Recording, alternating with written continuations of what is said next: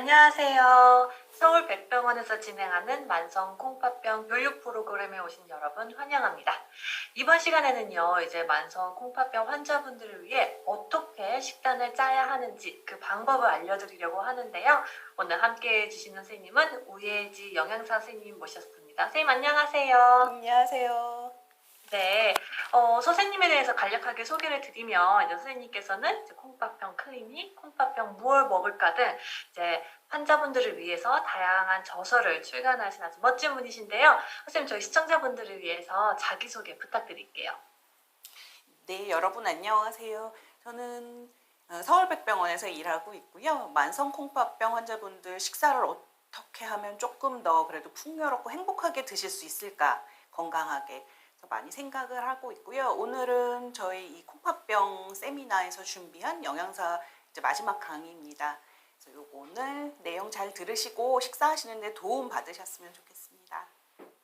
네, 오늘 내용 중에서 특히나 어떤 부분을 강조해서 말씀해 주실 예정이신지 간략하게 알려주시면 좋을 것 같아요. 오늘은 일단 오늘 강의를 들으시고는 식단을 짜야 되겠다. 짤 수 있어야 되겠다. 내가 이렇게 상을 차려서 먹어볼 수 있겠다. 이런 자신을 좀 얻으셨으면 좋겠고요. 이거를 준비하면서 제가 환자분 4분 정도의 식사를 받아봤어요. 그래서 3일치 식사 일기도 하시고 사진도 열심히 찍어서 보내주셨거든요. 그래서 그분들 하시는 거 보면서 제가 이제 조금씩 어떻게 바꾸시면 더 좋겠다 이렇게 말씀드리는데 그렇게 하면서 본인 식사에도 좀 적용을 해보시고요.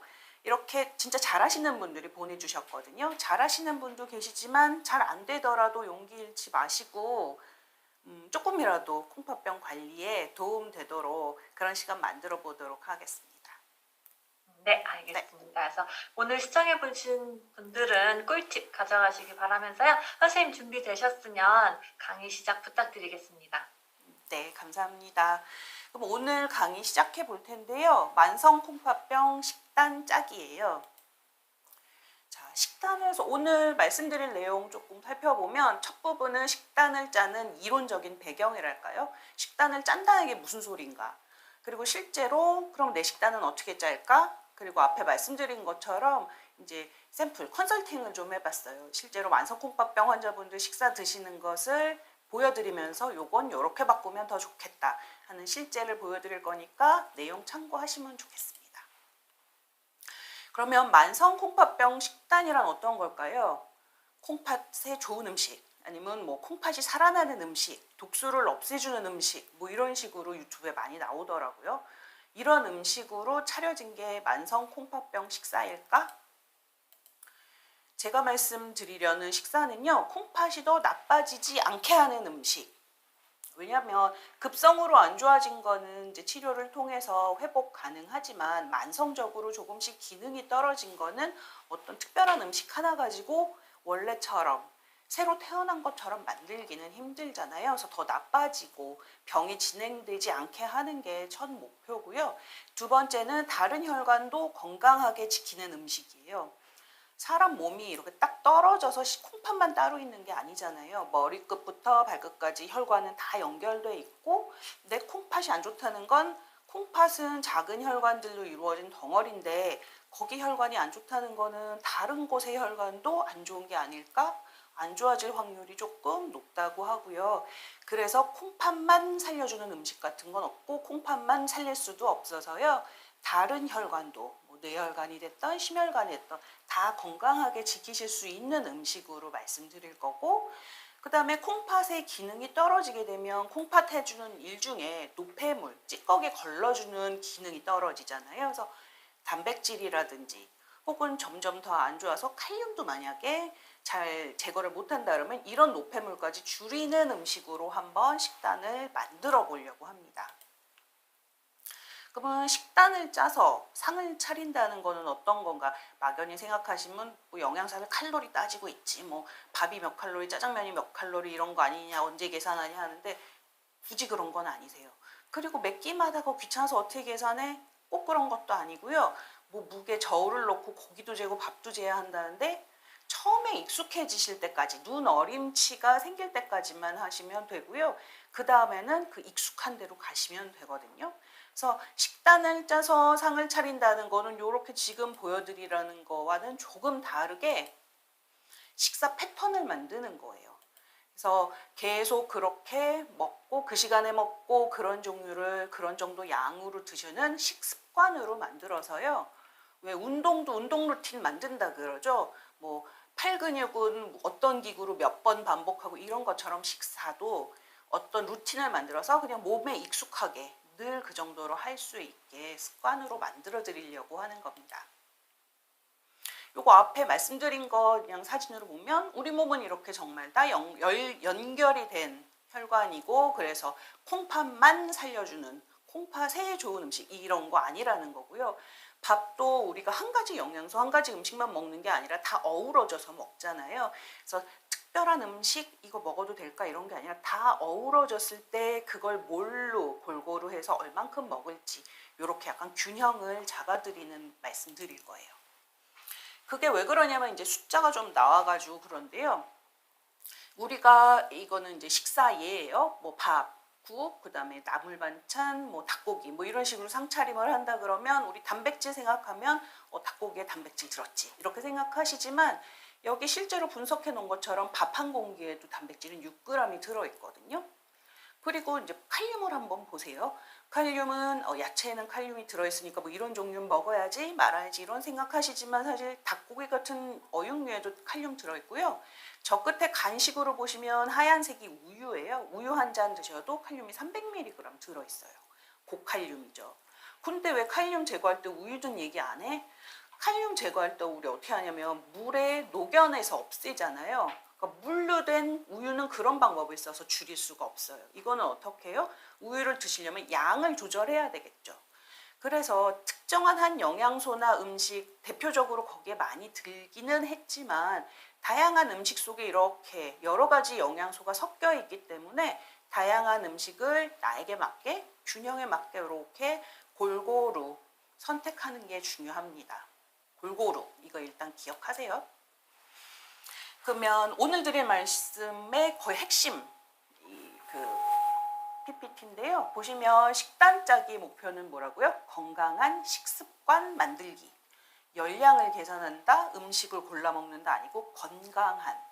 그래서 건강한 내게 맞는 식사 패턴 만들어서요. 확실하게 잘 실천할 수 있도록 처음에는 좀 훈련이 필요하긴 할 거예요. 얼만큼 어떤 거 해야 될지. 근데 그게 어느 정도 익숙해지면 나한테 맞게, 내 체질에 맞게 혹은 내 신체 리듬에 맞게 이제 맞출 거거든요. 처음 제일 중요한 건 시간이에요. 규칙적으로 드시는 거. 왜냐면 사람이 어떤 지금 식사 패턴을 만든다고 했잖아요. 근데 하루의 일상의 패턴에 중요한 두 가지 축이 있다면 자고 일어나는 시간, 그 다음에 밥 먹는 시간이거든요. 그게 어느 정도 규칙적으로 돼야 생활이 규칙적으로 흘러갈 수가 있어요. 그래서 식사 간격을 뭐 아침 7시, 점심 12시 뭐 이렇게 하셔도 되지만 만약에 저녁 영업, 장사 같은 걸 하시는 분은 뭐 한두 시에 아침이 되실 수도 있고요. 그 다음에 5시에 본인의 점심이 될 수도 있어요. 그게 시간이 어떻게 정해지건 매일 일정해야 되고 그 식사 간격은 5시간 이내로 돼야 된다.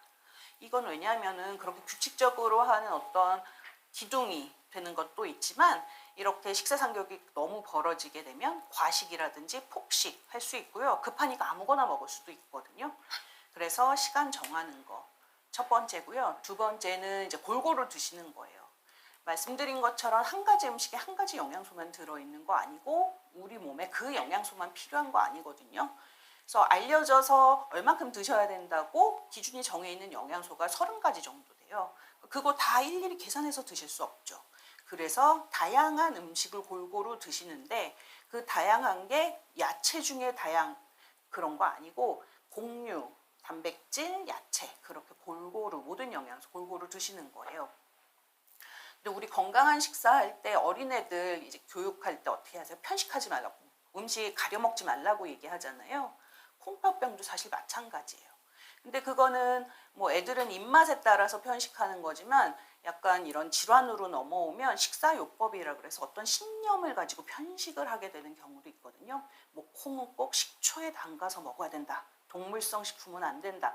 이런 어떤 신념 편식도 건강한 식사에는 방해가 되기 때문에 그거는 조금 놓아주시고 골고루 드시는 거 기억해 주세요. 그 다음에 하나는 마지막 세 번째가 양이에요. 우리가 이제 식이요법 같은 거 하면 보통 종류는 굉장히 강조해서 많이 듣거든요. 뭐 칼륨이 높아지면 잡곡밥 아니고 흰밥, 뭐 야채도 뭐는 칼륨 높은 건 안 되고 뭐 이런 식이지만 거기에 중요한 거 아까 우유 잠깐 보여드렸지만 양을 조절해야 되는 것도 있어요. 아무리 칼륨 조금 들었어도 칼륨이 0인 거는 아니거든요. 그래서 뭐 콩나물, 뭐 오이 이런 거 칼륨 적다고 알고 계시지만 그것도 많이 드시면 한 개, 두 개 막 이렇게 넘어가면 많은 양을 드시게 돼요. 그래서 종류 중요해서 골고루 드시면서도 알맞은 양 드시는 거, 필요한 것, 필요한 만큼 드시는 거, 요거 기억해 주시면 좋겠어요. 요게 오늘의 핵심이에요. 그래서 애들 방학하면 생활계획표 만들잖아요. 그것처럼 일단 처음에 만약에 생활이 흐트러져 있으시다면 계획표 한번 만들어 보세요. 그래서 그냥 뭐 자고 싶을 때 자고 먹고 싶을 때 먹고 먹고 싶은 거 먹고 이게 내 몸에 맞는 자연스러운 흐름이 아니에요. 내 몸에 맞는 거 훈련을 통해서 만든 다음에 그게 자연스럽게 넘어갈 수 있도록 하세요. 그러면 식사 패턴이란 어떤 것인가? 제가 그냥 생각나서 아무 말 말씀드리는 거는 아니고 이거는 식사 패턴이라 그러면 왜 지중해식 식사 뭐 혹은 대시 다이어트 이런 거 들어보셨을지 모르겠지만 이런 거는 특정한 음식 뭐 올리브유, 등푸른 생선 이런 걸 지정해서 얘기하는 게 아니라 그쪽 사람들이 먹는 식사 패턴을 얘기하거든요. 그 사람들은 보니까 평소에 반복적으로 이런 걸 먹고 마시더라. 이런 음식과 이런 음료로. 그래서 이게 왜 좋냐면요. 특정한 음식이라든지 뭐 콜레스테롤 아니면 뭐 단백질 이렇게 특정 영양소를 어떻게 먹었나만 관찰하는 것보다 이런 패턴으로 보는 게 전반적으로 건강 상태가 어떤지 영양 위험이 있는지 이런 걸 예측하고 무슨 위험이 있을까 이런 거 보는데 훨씬 도움이 된다고 해요. 이 패턴을 결정하는 거는 열량 영양소, 탄수화물, 단백질, 지방의 비율이 어떻게 되는지 그리고 그 영양소 주로 들어있는 음식 중에 어떤 식품을 골랐는지 그걸 얼만큼 먹었는지에 대해서 결정되거든요. 그래서 이런 원칙을 가지고 이제 식사 패턴을 만들어 보도록 할게요. 그러면 콩팥병 환자분들에게 맞는 식사 패턴은 어떻게 결정될까요? 일단 내가 몇 단계에 해당하는지는 알고 계셔야 돼요. 초기 1, 2단계 뭐 이거는 이제 진료받으시면서 들으실 수 있겠고요. 그 다음에 내가 저체중인지 비만인지 그리고 일정하게 운동을 규칙적으로 하는 활동적인 사람인지 거의 집에만 있는 분인지 그 다음에 당뇨나 뭐 이런 다른 동반된 질환이 있는지 뭐 씹고 넘기는데 문제가 있는지 뭐 이런 거에 따라서 좀 선택하는 음식이라든지 영양소 배분이 조금 달라질 거고요. 그러면 먼저 이제 간단하게 조금 볼게요. 초기 콩팥병이시라면 어떠냐면요. 일단 싱겁게 드시는 거는 시작하셔야 되세요.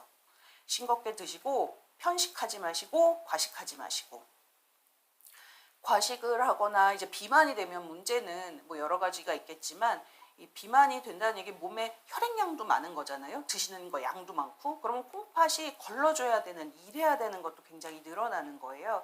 그래서 콩팥에 부담이 되고 뭐 혈압도 올라가고 하기 때문에 이 초기 콩팥병이라면 과체중이나 비만 상태이실 때 정상 체중으로 체중 줄이시는 거는 중요해요.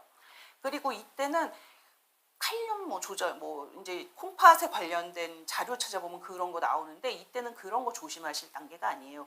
칼륨은 콩팥을 망가뜨리는 영양소가 아니라 콩팥이 안 좋아졌을 때 몸에 쌓여서 문제가 될 수 있어요. 그래서 안 좋아져서 쌓이는 그때 안 쌓이도록 조심하시는 거지 이때는 의미 없으니까 오히려 포만감도 주고 뭐 혈당도 조절 잘 되고 혈관도 깨끗이 해줄 수 있는 잡곡 야채 섬유소 이런 거 많이 드셔야 돼요.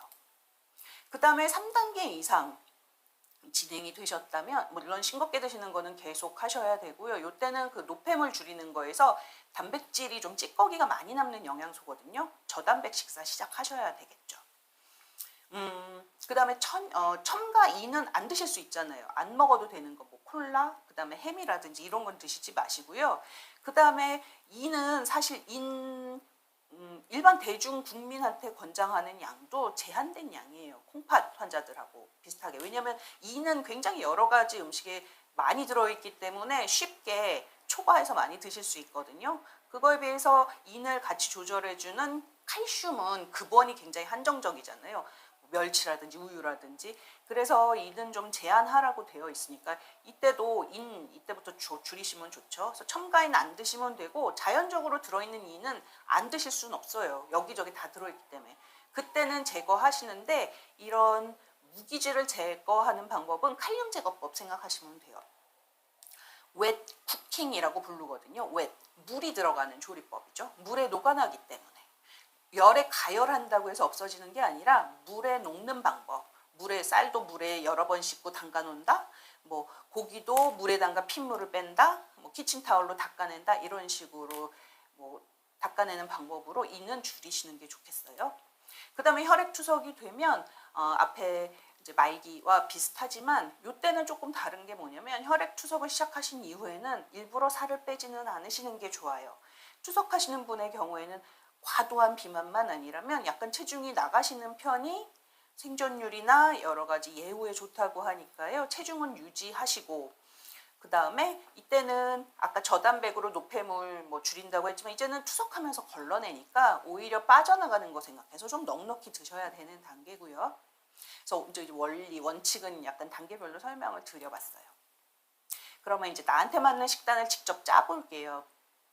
본인의 체중은 알고 계셔야 되세요. 그래야지 열량이랑 단백질을 구할 수가 있거든요.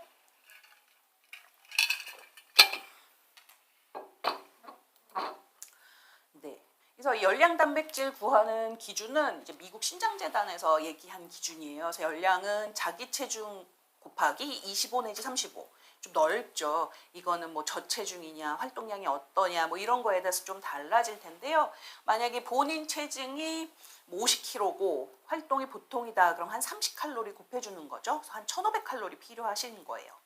그 다음에 단백질은 투석 전이냐, 뭐 당뇨가 있냐, 투석 시작을 했냐에 따라 조금 다르기는 한데 투석 전에 사실 자기 체중의 0.6만 곱하면 먹을 게 반찬이 되게 부실해지거든요.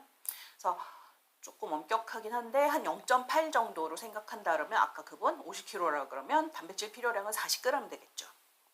네, 이제 그러면 열량하고 단백질이 정해졌어요. 저염 드시는 거고 뭐 혈액 수치에 칼륨인 이상 없으면 일단 요거는 나중에 문제 있을 때 조절하는 걸로 할게요. 그래서 이제 그러면 열량 단백질 정해진 다음에 패턴을 선택해야 되겠죠. 이건 이제 계산해가지고 나와요. 이거는 이제 본인이 만들기에는 조금 어려움이 있고요. 병원 영양사를 만나든지 하면 이걸 계산해 줄 거거든요. 그래서 그 1500에 40g에 맞게 곡류 음식은 얼만큼, 어육류, 채소, 지방, 우유, 과일은 얼만큼씩 드셔야 되는지 이 패턴이 정해지게 돼요. 이렇게 드시면 열량, 영양소 다 맞게 되는 거거든요. 이제 요거는 예를 한 두 가지만 드려 볼게요. 50kg인 경우에는 이렇게 나오고요. 체중이 70인 경우엔 2200칼로리, 단백질 60g이면서 패턴이 좀 바뀌죠. 곡류 같은 건 조금 더 드시게 되고 어육류랑 뭐 이런 식으로 조금 변하게 됩니다.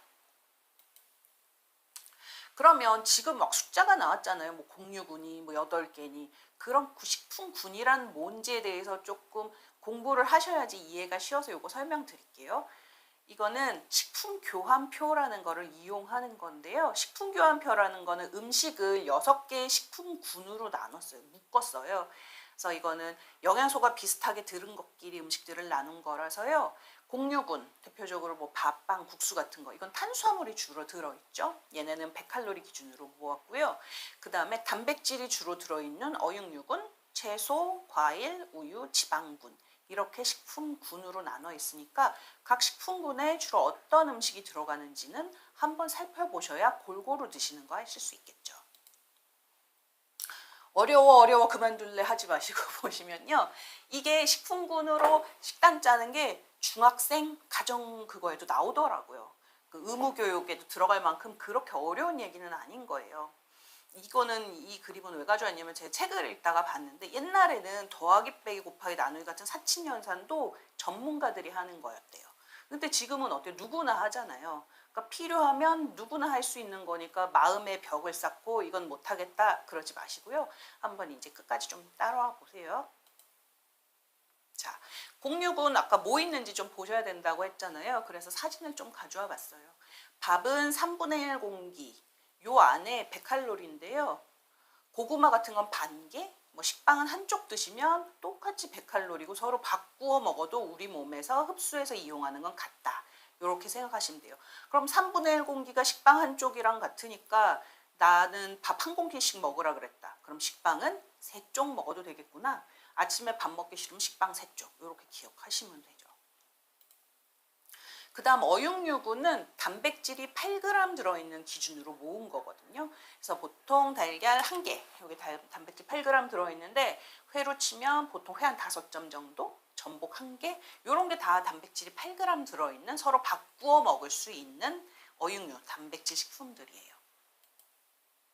그 다음에 채소군, 요거는 칼륨, 아무래도 칼륨에 초점이 잘 맞춰지니까 칼륨 100mg으로 한번 모아봤어요. 풋고추 같은 건 어떻게 생각하세요? 고칼륨 주의식품 아니니까 그냥 조금 자유롭게 드셨나요? 근데 칼륨 조심하셔야 될 분은 생각해야 되는 게요. 풋고추도 3개만 드셔야 저칼륨이에요. 100mg 들어있거든요.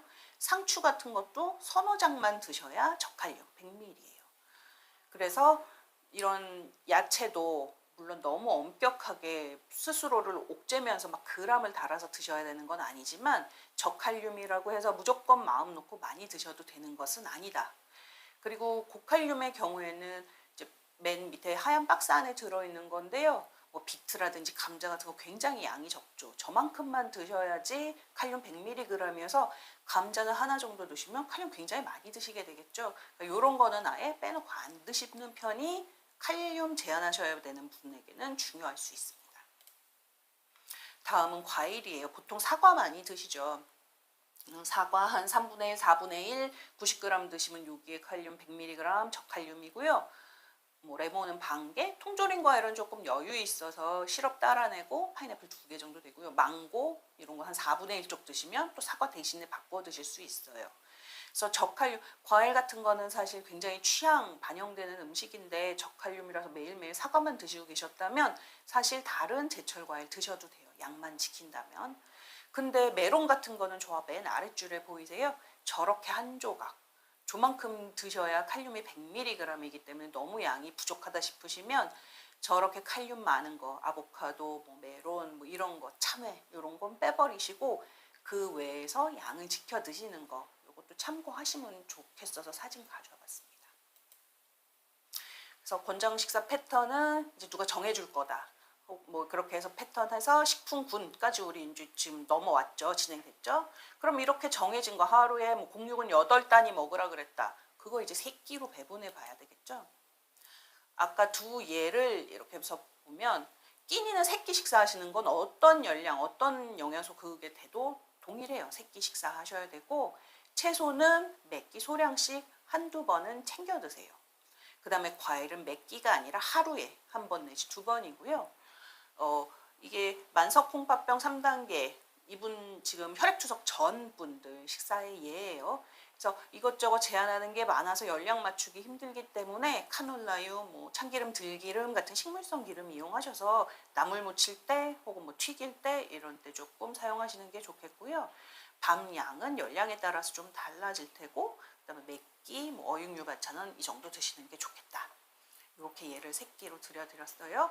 그렇게 해서 이제 진짜 음식량을 계산하면 이런 식으로 나오는 거죠. 새끼 식사를 하면서 밥, 그 다음에 뭐 단백질 반찬은 이렇게.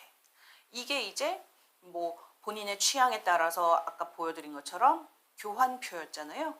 밥 한 공기 대신에는 저렇게 식빵 3쪽 혹은 뭐 베이글 1개 정도로 바꾸실 수 있고 밥 하나 대신에는 떡국 바꾸실 수 있겠고 그 다음에 과일이나 이런 것도 취향에 따라서 좀 바꾸실 수 있겠습니다. 그러면 실제 콩팥병 환자분 식단 받아봤다 그랬잖아요. 4분의 식사를 한번 살펴볼게요.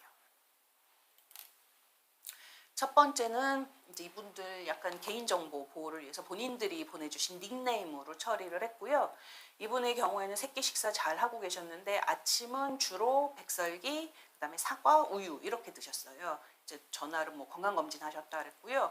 그다음에 밥은 저단백밥 이용하셨고 이제 커피라든지 아몬드 음료 같은 거 주로 드시고 계셨거든요. 그래서 처방 필요한 식사 보다는 열량이 좀 작은 날도 있고 뭐 맞추신 날도 있고, 단백질은 저기 사진에는 없는데 그 목살 구이에다가 무알콜 맥주 드신 날이 있었는데 그때는 단백질이 좀 많으셨어요.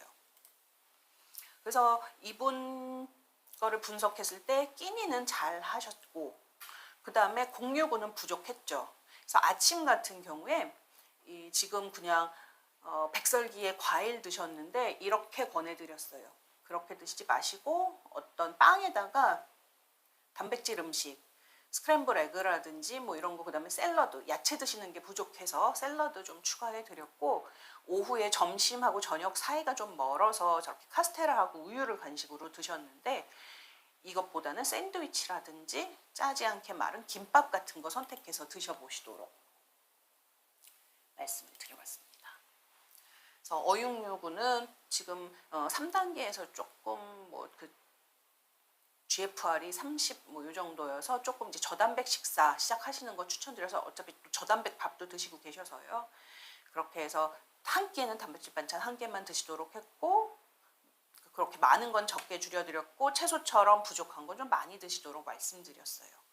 그 다음에는 뭐 사이다 혹은 노알콜 맥주, 커피 뭐 이런 거 드셨는데, 여기서 뭐 사이다 대신에는 이제 이분이 당뇨 약을 드시고 계셨거든요. 그래서 제로 스프라이트, 혈당에 영향 없는 거, 그런 거 드시도록 했고, 그 다음에는 고지혈증 약도 드시고 계셨어요. 근데 커피에서도 그 지방이 나오거든요. 스테롤 성분이 나와서 이것도 고지혈증에 영향을 줄 수 있어서 그걸 좀 줄이려면 이런 고열나는 에스프레소보다는 필터에 걸러지는 커피 종류는 그걸 좀 줄일 수 있거든요. 그래서 커피도 하루에 한 잔 정도로만 유지하시고, 필터 커피, 뭐 브루드, 더치 커피, 뭐 오늘의 커피, 여러 가지 이름으로 불리고 있는데 그런 걸로 바꿔보시는 것도 말씀드려봤습니다. 혹시 고지혈증 있는데 난 고기도 안 먹는데 이상하다 하시면 커피를 너무 많이 드시고 있는 건 아닌지도 한번 살펴보세요. 두 번째 분인데요. 이분은 저체중이시고요. 3단계 이상 정도 되고 현재 식생활이 처방 식사보다는 조금 열량이 적은데, 이분의 특징은 아미노산 약제를 드시고 계셨어요. 이거는 아주 저단백으로 식사 중에 필수 아미노산 섭취가 부족한 분들을 위해서 있는데, 이걸로도 단백질 섭취를 하기 때문에 이걸 뭐 한 끼에 몇 알 드시는지, 뭐 총 하루에 몇 알이어서 몇 그램을 드시는지까지 자세히는 모르지만 그거 고려하셔서 식사를 조절하셔야 되거든요. 그래서 본인 처방약에 그 아미노산 약제가 들어있는지 확인을 해보시고, 이거는 식사에 영향을 끼치니까 조절하시는 게 좋으시겠어요. 그래서 어육류 반찬 이분이 몇 개, 한 개 내지 두 가지 드셨는데 그 약제 생각해서 안 드시거나 한 가지 정도만 드시도록 말씀드렸고요. 그 다음에 저체중 상태신데 계속 일부러 당이 올라간다고 들으셔서 저탄수화물 식이를 하셨다고 하더라고요. 근데 혈당을 조절하고 당뇨를 없애는 건 저탄수화물 식이가 해답은 아니거든요. 당뇨학회에서 나온 지침에도 골고루 드시도록, 알맞은 양 드시도록 되어 있기 때문에 저탄수화물 식이 유지하지 않으시고 필요한 양 드실 수 있도록 말씀드렸습니다. 그래서 요거는 과일은 사과만 드시거나 잘 안 드셔서 요거는 아까 보였던 거 설명드렸고요. 세 번째 분은 정상 체중인데 소변량이 약간 감소하기 시작하신 분이세요. 그래서 굉장히 잘 하고 계시는데 열량, 단백질 거의 맞춰갖고 계시는데, 이분의 경우 사진이 잘 보이나 모르시는데 첫 번째 칸에 보면 여기 비비빅이랑 누가바가 있어요. 아침에 요거트랑 과일 이렇게 간단하게 드시고 나서 서너 시간 후에 저혈당이 와서 이걸 드셨다고 하시거든요. 근데 보시면 영양소마다 흡수되고 혈당을 올리는 시간이 달라요. 아침에 뭐 그렇게 소량 드신 건 양도 적기는 했지만 거의 탄수화물 위주의 식사여갖고 한 3시간 정도면 혈당이 확 올라가다 뚝 떨어진 거예요. 그러니까 그러지 않고 다음 식사 때까지 좀 혈당이 저혈당까지 않고 유지되려면 단백질 음식, 뭐 달걀 뭐 이런 것도 좀 드시고, 지방, 그러니까 지금 드시는 거는 굉장히 뭐라 그래야 돼, 기름기가 전혀 없는 식사잖아요. 달걀을 후라이를 해서 드신다든지 뭐 그런 방법으로 골고루 다른 영양소가 다 들어있는 게 여기서도 중요해요. 혈당을 올리고 내리는. 이렇게 여러 가지 영양소가 섞여 있어야 급격하게 오르지도 않고 급격하게 떨어지지도 않아요. 근데 단 이렇게 떨어지는 순간 저혈당이 온 거는 응급 상황이잖아요. 그때는 빨리 올려야 되겠죠. 정상치로. 그때는 단순당을 드셔야 돼요. 당만 들어있는 거에서 뭐 아이스크림 단 거라고 그러지만 단순당으로만 이루어진 건 아니거든요. 뭐 유지방도 들어있고 막 그래요. 그래서 이렇게 저혈당 왔을 때는 설탕물, 사탕, 사이다처럼 정말 설탕만 들어있는 걸로 드시도록 요거는 말씀드렸습니다. 이분 드셨던 요거트랑 뭐 이런 거 영양 성분 살펴봤더니 그릭 요거트는 사실 단백질이 많아요. 되게 꾸덕꾸덕하잖아요. 수분을 쫙 다 빼내서 당분이 적기는 한데 이분은 저단백 식사해야 되기 때문에 그릭 요거트 드신다 그러면 양을 좀 줄이시거나 아니면 뭐 리코타 치즈 이런 질감 때문에 드시는 거라면 이걸로 드시도록 요것도 좀 추천드려봤습니다. 네 번째 마지막으로 쇼니님인데 이분은 이렇게 사진도 잘 못 보내주실 정도로 굉장히 바쁜 분이고 막 교대 근무도 하고 그 다음에 이렇게 집에서 한 끼 한 끼 해서 드실 수는 없는 분이셨어요. 그런 경우에는 사실 뭐 처방 식사 공유금 몇 단위 이런 게 중요한 게 아니고 거르지 않고 식사 3번 하는 거 그게 첫 단계거든요. 그거라도 우선 시작하실 것 말씀드렸고요. 외식이나 배달 음식만 가능하니까 난 다 틀렸네 이제 그만이네 이거 아니고 그 중에서도 차선을 선택하실 수 있거든요. 그래서 한식 드신다 그러면 뭐 야채죽 아니면 생선구이 정식 이런 거 하시고 쌀국수 같은 것도 좋아요. 볶음면 그다음 파스타 드실 수 있죠. 뭐 알리오올리오 파스타라든지 이렇게 그다음에 샌드위치 서브웨이 같은 데 가면 안에 내용물 고를 수 있잖아요. 주문도 할 수 있고요. 배달 거기서도 배달되니까 이런 식으로 최선이 아니고 내가 뭐 무게를 재서 하나하나 차리지 못하더라도 못 드시는 건 아니거든요. 나쁜 거 아니니까 이런 중에서도 나한테 맞는 거 잘 고르시면 됩니다. 자, 여러분 정리를 해볼게요. 식사를 계획한다는 건 뭐라고요? 콩팥을 살리는 음식, 독소를 없애는 음식 그런 거 아니고 규칙적으로 골고루 알맞게 균형 있게 드시는 거. 대신 원칙은 싱겁게 드시고 편식이나 과식하지 마시고 첨가인이라면 그건 아예 안 드시면 되고요. 칼륨은 무조건이 아니라 상황에 따라서 주의하실 분만 제한하시는 거라는 거죠. 그래서 이제 나한테 3끼 식사가 주어졌고 여기에 뭘 채울지 이제 좀 감이 오셨는지 모르겠어요. 저 접시에 들어갈 한 가지 음식에 너무 집착하지 마시고요. 저걸 전반적으로 다 어떻게 상을 차릴지 거기에 좀 더 관심을 많이 가지셨으면 좋겠어요. 그래서 내 몸에 맞는, 내 상태에 맞는 식사를 계획하고 이게 습관적으로 그 시간 되면 배가 고프고 내가 차려 먹던 그 흐름으로 먹으니까 배가 부르고 이렇게 습관적으로 잘 될 수 있을 때까지는 좀 훈련을 하셔서 이렇게 습관으로 만드시길 바랍니다. 예, 감사합니다. 오늘 강의 마치겠습니다. 네. 네, 교수님 이렇게 사례까지 보여주시면서 식단을 어떻게 짜야 하는지 자세하게 설명해 주셔서 감사합니다. 시간 관계상 질문 한 가지만 드릴게요, 선생님. 이렇게 식단을 관리하기 위해서는 이제 식단을 기록하는 식단 일지가 중요할 것 같은데 어떻게 일지를 작성하면 좋을지 설명해 주시면 좋을 것 같습니다. 네, 그거는 뭐 여러 가지 뭐 어플도 있을 수 있고 그런데요. 종이에 적으시면 좋고요. 생각지도 않은 내가 뭐 이게 뭐 일이 생기면 또 그걸 잘 못 적을 수도 있단 말이죠.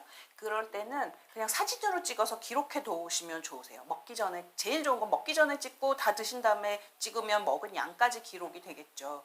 그리고 나한테 맞는 패턴을 알아보기 위해서 혹은 어떻게 먹었는지 상담을 받기 위해서 가신다 그러면 자세히 적는 게 정말 도움이 많이 돼요. 그래서 어떻게 먹는지를 봐야지 보는 사람도 제대로 짚어주고 수정을 해드릴 수가 있거든요. 그렇지 않으면 마냥 약간 원론적인 말씀밖에 드릴 수가 없어요. 어떻게 하시는지 알 수 없는데 정해진 시간 안에서 다 인터뷰해서 모두 다 계산하고 그거를 수정하고 이거는 어려움이 따르니까 되도록이면 자세히 적으시는데 백지에 적으셔도 되고요. 아니면 뭐 핸드폰 능숙하게 다루신다면 어플에 하셔도 좋겠고 사진까지 찍어 오신다면 더더더 좋겠다. 이렇게 말씀드릴 수 있습니다. 네, 그렇게 해주시면 좋을 것 같습니다. 선생님 그러면 강의를 마무리하기 전에 식단 관리 때문에 조금 스트레스를 많이 받고 계시거나 좀 힘들어하시는 분들께 조언 한 말씀 해주시고 마무리 지으면 좋을 것 같습니다. 네. 그렇죠. 이렇게 계속 말씀드리면서 이거 드셔라, 저거 드셔라, 뭐 따져서 드셔라, 뭐 무게를 달아라 했지만 콩팥병이 있다고 해서 행복한 식사를 못하는 건 아니다. 이렇게 돼 있거든요. 제가 이제 매달 구독하는 해외 사이트 콩팥병 환자분들 위해서 식단도 보내주고 하는데 거기는 뭐 그런 이런 크리스마스 시즌에는 어떤 케이크 먹을까 이런 것도 보내주고 그래요. 근데 이제 우리 환자분들한테는 이제 그런 거 소개하면은 받아들이기 좀 힘들어 하시는 것 같거든요. 근데 이런 질환이 생겼다는 게 내가 벌을 받아야 되는 거는 아니고 뭔가 엄격한 자기 통제? 채찍질을 하면서 이겨내셔야 되는 거는 아니니까 잘하는 거 중요하긴 한데 본인을 너무 억제지 말고 조금이라도 행복할 수 있는 방법이 있다면 건강도 지키고 내 마음의 건강도 행복도 지키실 수 있는 거 찾아가셨으면 좋겠습니다. 네, 좋은 말씀 해주셔서 감사드립니다. 그래서 이번 영상에서는 우예진 선생님과 함께 식단 짜는 법에 대해서 자세히 알아보는 시간을 가져보았는데요. 영상 유익하셨다면 구독과 좋아요 부탁드리겠습니다. 저희는 다음에도 또 유익한 시간으로 찾아뵙도록 하겠습니다. 시청해주신 여러분 감사합니다. 감사합니다.